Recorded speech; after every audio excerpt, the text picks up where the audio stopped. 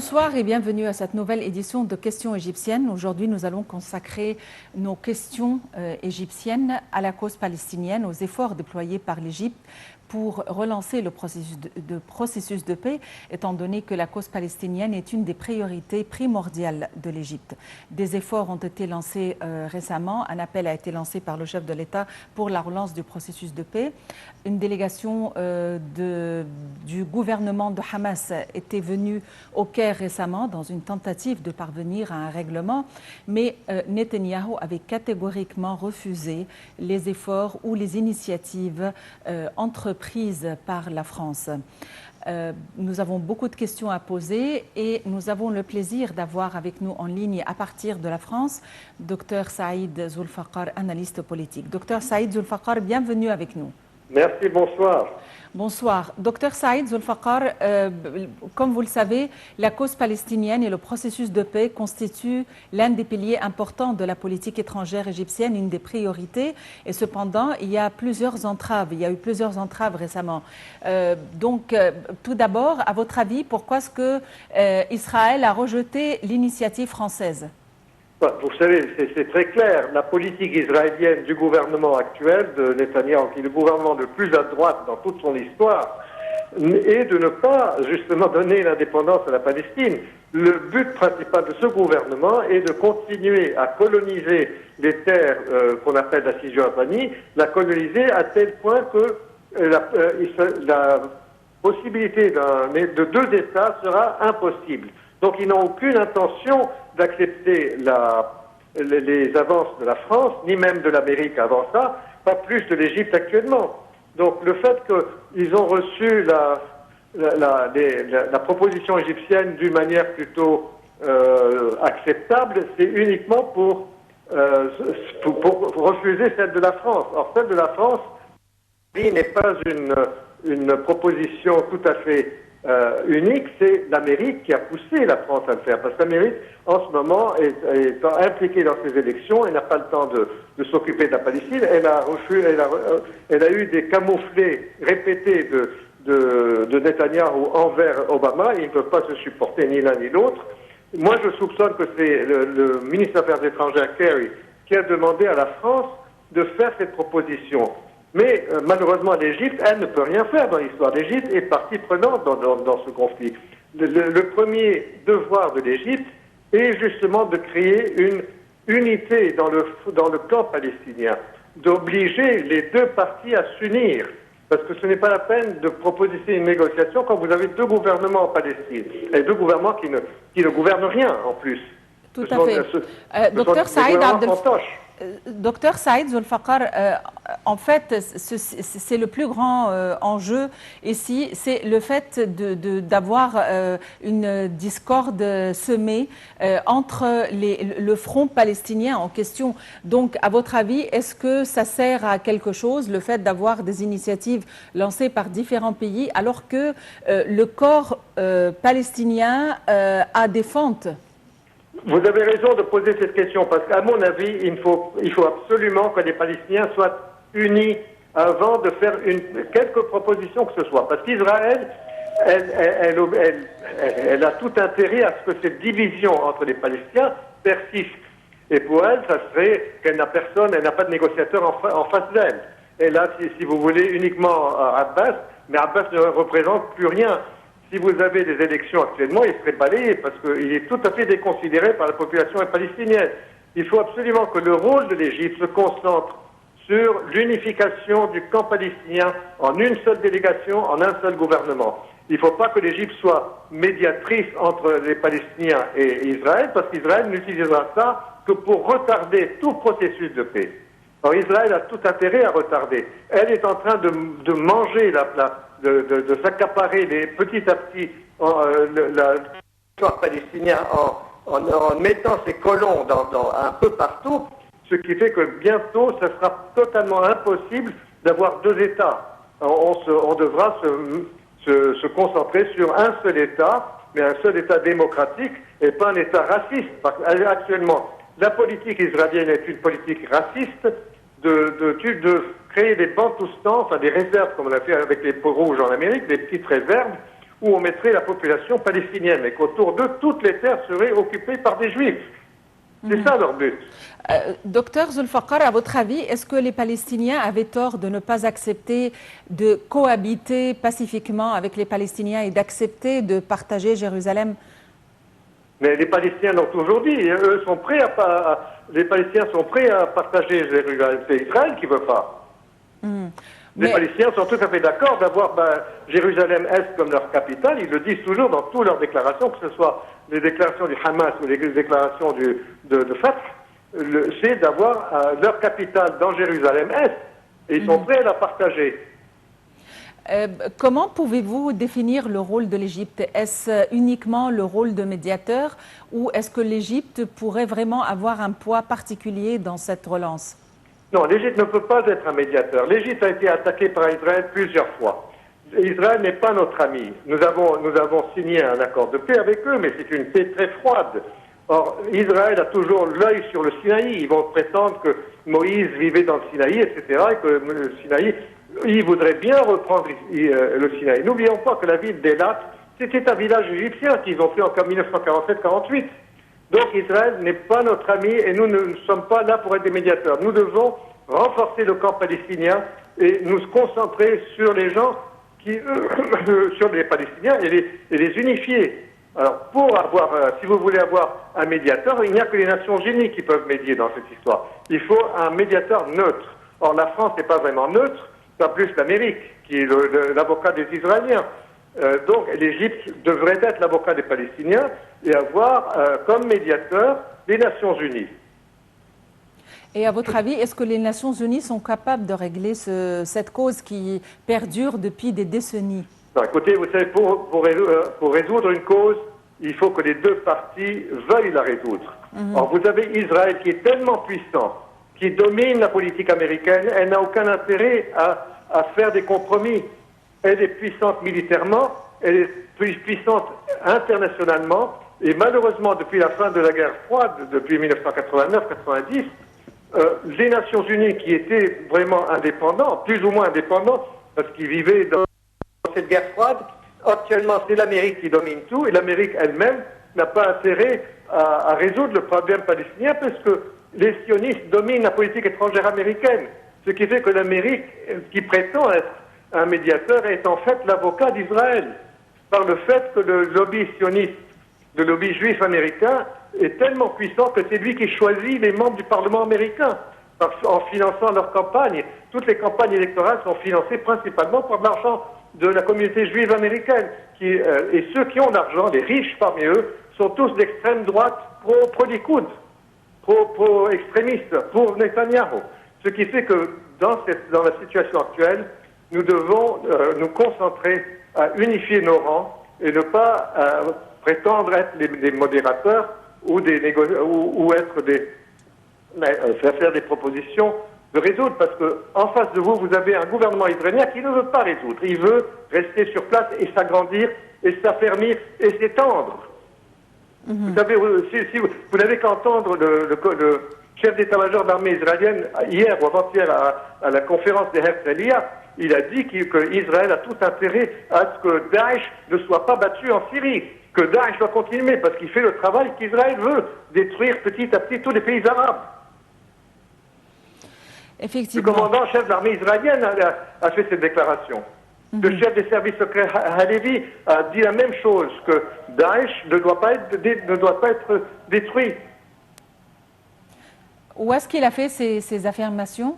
À la conférence de Herzliya. Il y a une conférence actuellement en Israël qui est une conférence une fois par an où tous les chefs politiques israéliens se réunissent pour décider de la politique à venir. Et à votre avis, qui a formé Daesh? Daesh, c'est la créature des Américains, bien sûr, c'est créé. Ça a été Daesh, initialement c'était Al-Qaïda fait l'Irak. Ça a commencé, c'était la branche irakienne de Al-Qaïda. Et quand ils ont reçu ordre pour se combattre les Américains, mais Al-Qaïda, qui a créé Al-Qaïda? Initialement, ce sont les Américains pour combattre les Soviétiques en Afghanistan. Donc, ce sont des gens qui sont en contact avec les Américains. Donc, les Américains, ils les utilisent actuellement en Syrie pour abattre le régime syrien. C'est ça le but des Occidentaux et de l'OTAN. c'est d'abattre le régime syrien. Ils utilisent Jabhat al-Nusra. Jabhat al-Nusra, c'est la Qaïda, et qui faisait partie de Daesh. Daesh, c'était Dawlat al-Islam fil Iraq ou Sham. Ils se sont scindés. Ceux de Sham s'appellent Jabhat al-Nusra, et ceux d'Irak s'appellent Daesh. Mais c'est les mêmes, c'est la Qaïda. Et qui a créé la Qaïda? C'était pendant la guerre contre l'Afghanistan, les Américains, avec les Saoudiens et les Pakistanais. À votre avis, pourquoi est-ce qu'Israël refuse de revenir aux frontières de 67? Parce qu'ils sont tellement puissants qu'eux n'ont jamais voulu les frontières de 67. Eux veulent toute la Palestine et encore plus. S'ils peuvent, ils veulent monter jusqu'au Litani et en Syrie, au Liban. Ils veulent prendre le Golan et agrandir le Golan en plus.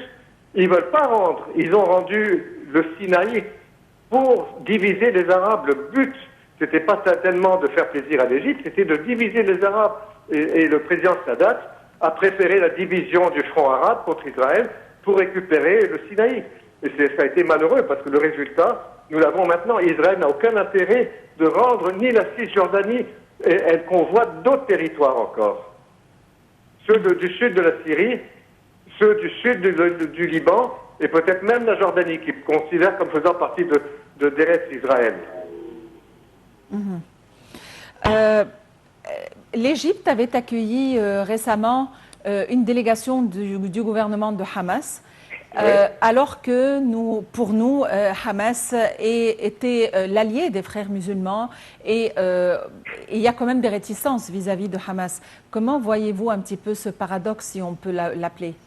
Non, je pense que maintenant Hamas doit se séparer, et s'est séparé, à mon avis, du mouvement international des frères musulmans. Tant que le gouvernement égyptien était sous la perruque des frères musulmans, ils avaient intérêt à coopérer, à recevoir de l'aide. Maintenant, je pense qu'ils sont assez mûrs et qu'ils ont réalisé la faute qu'ils ont commise et qu'ils sont prêts à... Mais ils devraient mettre un peu d'eau dans leur vin, comme on dit, c'est-à-dire qu'ils ne boivent pas de vin, eux. Mais il faudrait qu'ils soient un peu plus souples. Et il faut de l'autre côté, du côté de Fatah aussi, qu'ils soient souples. Il faut absolument qu'en Palestine, il n'y ait qu'une seule délégation et un seul gouvernement. On ne peut pas avoir cette division. La même chose s'est passée en Algérie, pendant la guerre d'Algérie, dans les années entre 1954 et 62. Les Français avaient aidé un des mouvements qui s'appelait le mouvement national algérien, qui était le mouvement initial de nationalisme. Mais le FLN, le Front national de libération, qui s'est séparé qui faisait partie du mouvement national, s'est séparé et a obligé par une guerre civile entre eux à dominer et avoir une seule délégation. Finalement, c'est le FLN qui a gagné. Et c'est la seule manière de négocier, c'est d'avoir une seule délégation, un seul gouvernement, une seule voix. Alors, Israël a tout intérêt à ce que cette scission, cette division persiste. À votre avis... Et notre rôle à nous, l'Égypte, c'est de les unifier. Donc, notre rôle est tout à fait antagoniste à celui d'Israël. Mais, docteur Zulfaqar, quelle est la différence entre les objectifs de Fatah et de Hamas, si les deux prétendent être palestiniens et vouloir résoudre la cause palestinienne? Vous savez, ce sont des questions de fond, si vous voulez, de fond et de forme. Sur la forme, les deux veulent le pouvoir. Sur le fond, les uns pensent plus à la religion qu'à l'État palestinien. Or, je pense que Hamas a dû mûrir un peu et comprendre que ce n'est pas la religion qui doit dominer et que c'est la politique qui doit dominer. Dans ce cas, je pense qu'avec les pressions égyptiennes, la bonne volonté égyptienne, on pourrait éventuellement les mettre d'accord. Mais il faut qu'on ait la volonté politique de ne pas maltraiter les gens de Gaza. Or, pour l'instant, Gaza est encerclé à la fois par les Israéliens, mais également par l'Égypte. Donc il faudrait que l'Égypte change cette attitude envers de Gaza, mais par des négociations avec Hamas. Et docteur Zulfaqar, qu'est-ce qui vous fait croire que Hamas a mûri? Moi, je pense, vous savez, ils ont tellement souffert depuis 7 ans maintenant.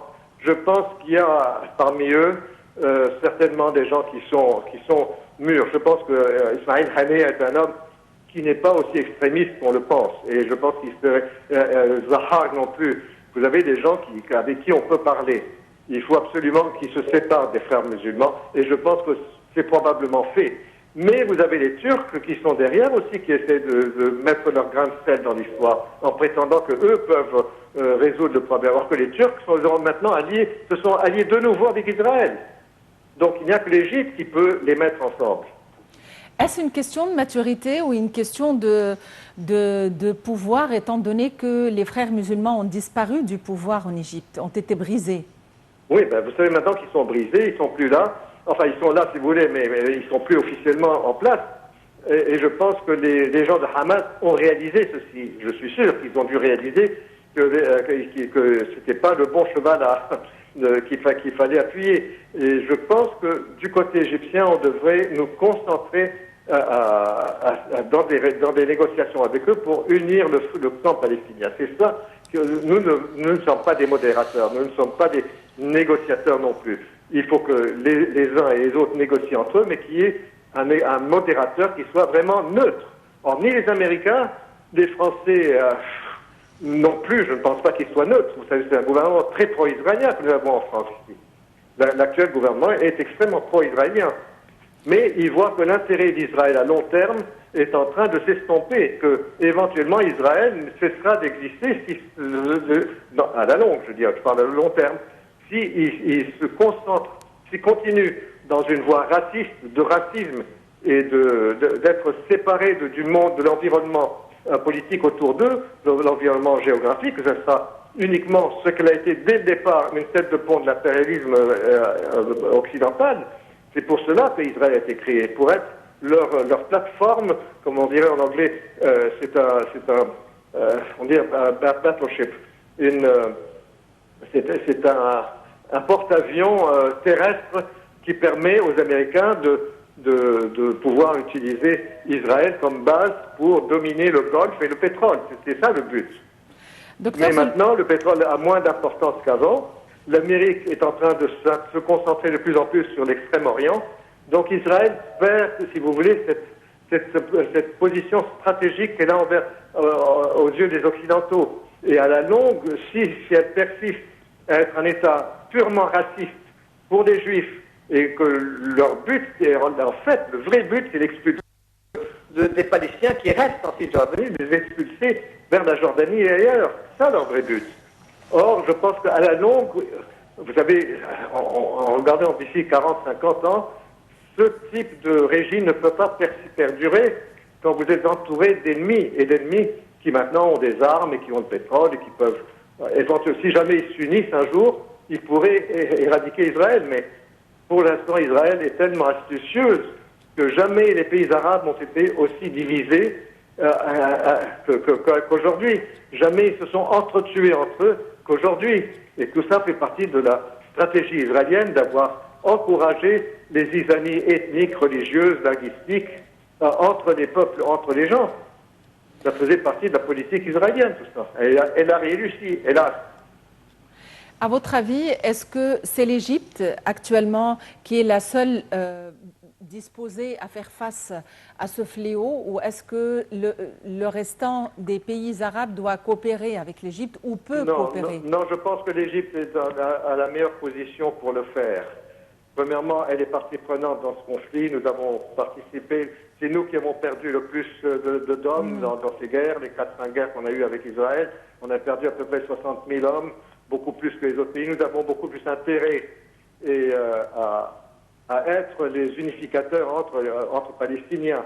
Parce que qui vous avez d'autres? C'est pas la Jordanie la Jordanie n'a pas vraiment d'importance politique. La Syrie aurait pu, mais la Syrie a été détruite. L'Irak n'existe plus. Et il n'y a que l'Arabie saoudite qui est, si vous voulez, tout à fait maintenant alliée avec Israël. Et là. Un des points qui incombe ou pour lequel l'Égypte a toujours parfois droit à des blâmes et des reproches, c'est le passage de Rafah. L'Égypte parfois estime qu'il faut le fermer pour préserver sa sécurité nationale. Et d'un autre côté, il y a des blâmes et des reproches comme quoi la fermeture de ce passage empiète sur la sécurité et des vies humaines de l'autre côté. À votre avis, comment régler ce contentieux? Ce problème peut être réglé vraiment entre les négociations entre Hamas et le Caire. Il faut qu'on se concentre justement à être le frère aîné et pas l'ennemi de Gaza. À cause des frères musulmans, nous sommes considérés comme les ennemis de Gaza. Mais je pense qu'il faut que nous, de notre côté, le côté égyptien, qu'on soit assez hautain, si vous voulez, assez honnête, de se comporter comme le grand frère et de mettre ces gens ensemble et ne de plus persécuter parce que la population de Gaza est persécutée par ce siège. C'est un siège médiéval qui arrange Israël surtout. Ça ne nous arrange pas à nous parce qu'on fait des ennemis de ces gens. Or, il faudrait de notre côté négocier et trouver un modus vivendi avec Hamas. Et en les obligeant à s'unifier avec Fatah et les autres organisations palestiniennes, ce serait notre rôle de résoudre ce problème. Mais il ne faudrait pas utiliser le siège de Gaza comme moyen de pression sur Hamas. Docteur Zulfaqar, vous avez mentionné le mot obligé.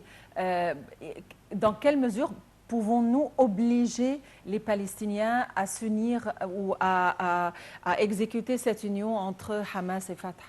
Et nous avions presque réussi il y a 2 ans, il y a 2-3 ans, il y a eu on avait presque réussi, mais vous savez, le Qatar est rentré dans l'histoire, la Turquie sont rentrés pour créer la zizanie. Il faudrait écarter, que ce soit le Qatar ou la Turquie, de ces négociations. Or, quand nous étions presque arrivés à les unifier, le Qatar les a invités chez eux au Qatar pour essayer de prendre la relève, et elle a créé le contraire. Donc il faudrait que nous les réunions chez nous en Égypte et les obliger. Et il y a des manières d'obliger. Il y a des manières, il y a la carotte et le bâton. Bon, le bâton n'a pas marché, le bâton c'est le siège de Gaza. Il faudrait leur donner des perspectives d'assistance de l'Égypte. Moi je suis sûr qu'on pourrait le faire, mais il faudrait qu'on ne soit plus, disons, dominé par d'autres pays arabes qui voudraient, eux, prendre la relève de l'Égypte.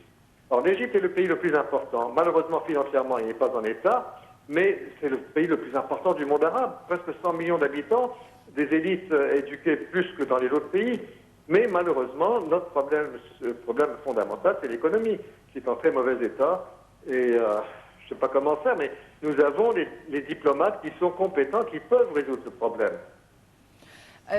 Le Qatar est censé, enfin pas censé, mais c'est un pays arabe, mais le Qatar a cherché à jouer un rôle ou avoir un rôle important et être un point de mire à l'époque des frères musulmans. À votre avis, est-ce que le rôle que joue actuellement le Qatar est néfaste, si on peut le dire, ou est-ce neutre vis-à-vis de cette cause palestinienne? Non, non, neutre, pas du tout neutre. Le Qatar, si vous voulez, c'est le cheval de Troie des Américains en ce moment. C'est fini, c'est plus le Qatar d'autrefois, c'est plus Al Jazeera. Al Jazeera, qui est une télévision indépendante, elle n'est pas du tout indépendante, c'est une télévision de propagande maintenant. Or, le Qatar fait ce que l'Amérique veut qu'elle fasse, principalement, voilà. Donc, l'Amérique n'a pas d'intérêt à ce que ce soit l'Égypte qui prenne le leadership du monde arabe. Elle voudrait que ce soit les gens à elle. Les gens à elle, c'est principalement le Qatar et peut-être l'Arabie Saoudite aussi, c'est tout. Mais nous devons devenir totalement indépendants. Sous le président Moubarak, nous étions complètement sous la férule américaine. Heureusement que depuis, on ne l'est plus. Mais il faudrait aussi que nous soyons indépendants vis-à-vis des autres pays arabes qui, eux, essaient d'avoir une main mise sur nous. Enfin, ceux qui nous financent. Docteur Saïd Zulfaqar, vous êtes analyste politique. Merci d'avoir été en ligne avec nous à partir de la France. À présent, nous vous laissons avec ce compte rendu sur la sentence prononcée aujourd'hui à l'encontre de l'ex-président déchu Mohamed Morsi, le président qui venait ou qui était membre de la confrérie terroriste des Frères. Donc, voyons les détails dans ce compte rendu de Cherif Boussela. Le tribunal égyptien a condamné samedi à la prison à vie l'ex-président Mohamed Morsi, jugé dans une affaire d'espionnage au profit du Qatar. L'ex-président destitué en juillet 2013 est déjà condamné à la peine capitale à la perpétuité dans d'autres affaires, comparaissait avec 10 co-accusés pour la livraison présumée de documents relevant de la sécurité nationale au Qatar, selon l'acte d'accusation. Il a été condamné à la prison à vie, qui équivaut à 25 années de la détention en Égypte pour avoir dirigé une organisation illégale. Il a également été reconnu coupable d'avoir utilisé des documents secrets concernant la sécurité de l'État. Mohamed Morsi a en revanche été acquitté de l'accusation d'espionnage. 6 de ses co-accusés ont eux été condamnés à la peine de mort pour ce chef d'accusation. Il s'agit du 4e procès contre Morsi issu de la confrérie des frères musulmans classée organisation terroriste par les autorités. L'ex-président a déjà été condamné à mort, à la prison à vie et à 20 années d'incarcération dans 3 procès distincts.